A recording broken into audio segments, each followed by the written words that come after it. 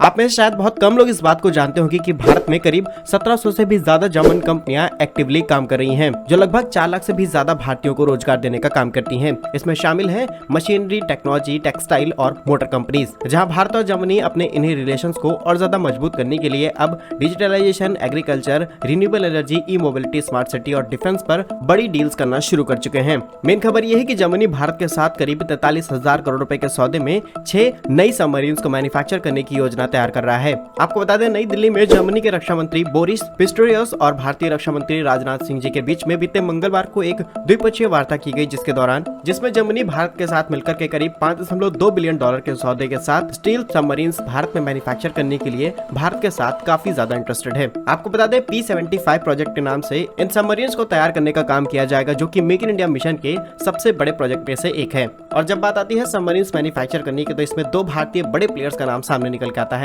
सबसे पहले Mazagon duck shipbuilders और दूसरी है L&T। रिपोर्ट्स के मुताबिक German company Thyssenkrupp marine systems इन सबमरीन्स को बनाने के लिए मैजागॉन या फिर L&T इन दोनों में से किसी एक कंपनी के साथ में डील फाइनल करने वाली है।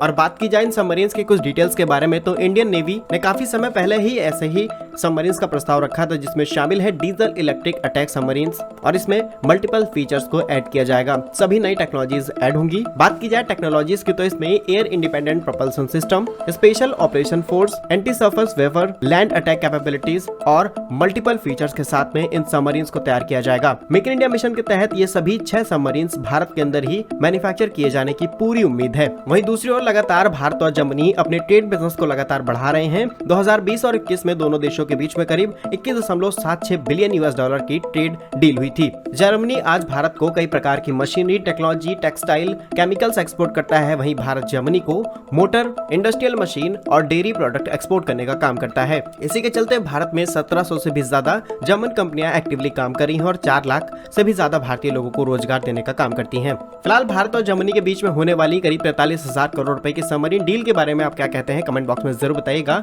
भारत के ऐसे ही यूजफुल एंड इन्फॉर्मेटिव वीडियोस पाने के लिए हमारे YouTube चैनल को सब्सक्राइब जरूर कर लीजिए। मिलेंगे हम आपको एक नई और इंटरेस्टिंग वीडियो में, तब तक के लिए वंदे मातरम, भारत माता की जय।